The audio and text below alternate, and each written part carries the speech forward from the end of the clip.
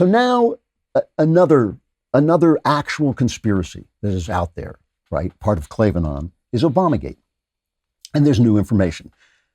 John Ratcliffe, who's the director of national intelligence, Trump says he's now declassifying all the material. He's going to declassify everything having to do with this. So we're going to see as much of this as we can get our hands on.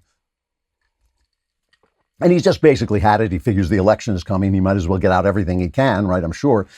But John Ratcliffe, the director of national intelligence, released the notes of then CIA director John Brennan. And those notes detail how John Brennan briefed President Obama on Hillary Clinton's plot, which was Russian information he had gotten from the Russians.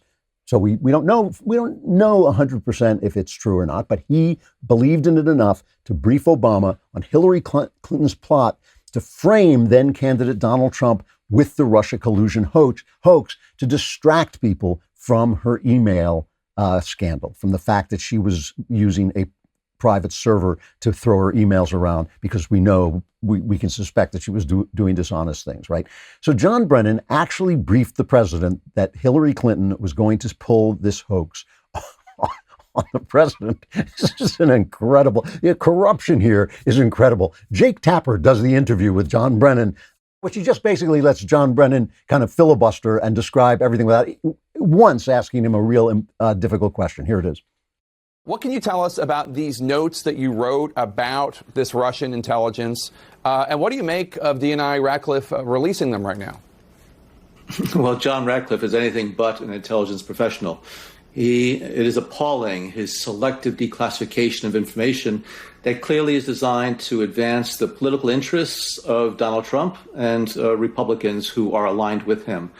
But these were my notes from the 2016 period when I briefed President Obama and the rest of the National Security Council team about what the Russians were up to. And I was giving examples of the type of access that the U.S. intelligence community had to Russian information.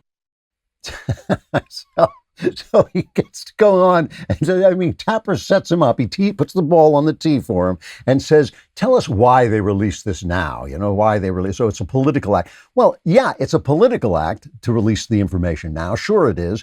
But nothing like the political act of then taking this disinformation, of allowing this disinformation to spread. And Brennan goes on to say that it wasn't illegal for Hillary Clinton to make these absurd charges against Donald Trump, which is true, of course. It's a political campaign. She can charge him with anything she wants.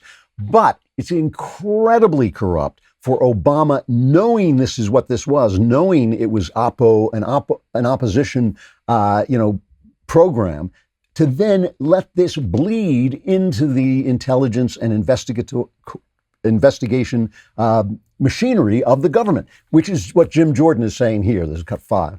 She did it to cover up all the wrongdoing she did. So she creates this lie. But the worst of this, Liz, is they all knew it was a lie. Brennan, Clapper, Comey, Obama, Biden, Susan Rice, they all knew. They all met on that January 5th, 2017 meeting where they hatched the plan to then take down Michael Flynn, knowing everything was a hoax, everything was the lie.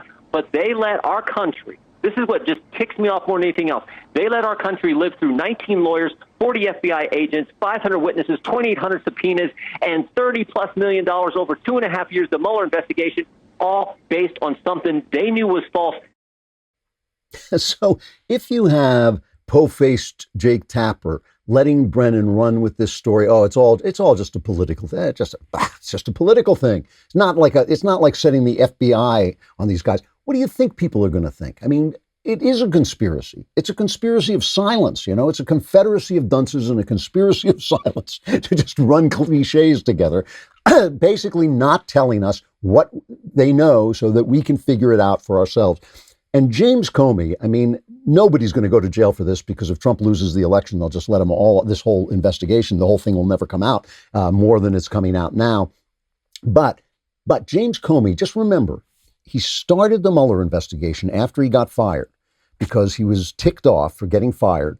And he had these notes he kept notes on all his conversations with Donald Trump, and he leaked the notes to a friend of his at Columbia University to send them to the press. There may have been classified information in them. He may have been leaking classified information with the intention of getting a Mueller-type investigation going.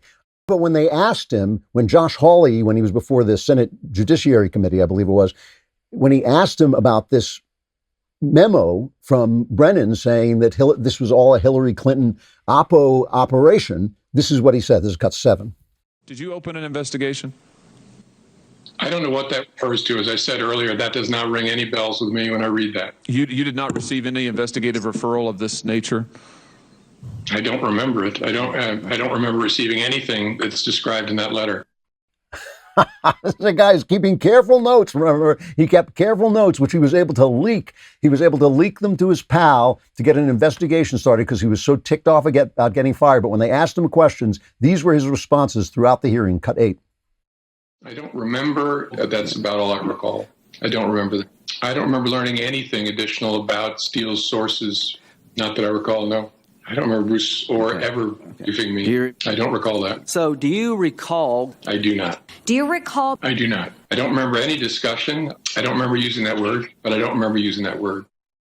So the people who support Donald Trump go nuts, right? And they have all these vast conspiracy theories. I heard somebody saying, he caught the Chinese flu because they poisoned the microphone at the debates and all. But can you blame them? Can you blame them? Because under the QAnon style conspiracies is Klavan, actual malfeasance by these people, all acting together with the press covering it up, And these are the people who may be in office again after January. They may come back into office again and do the kinds of things they did before, which is abuse the machinery of government.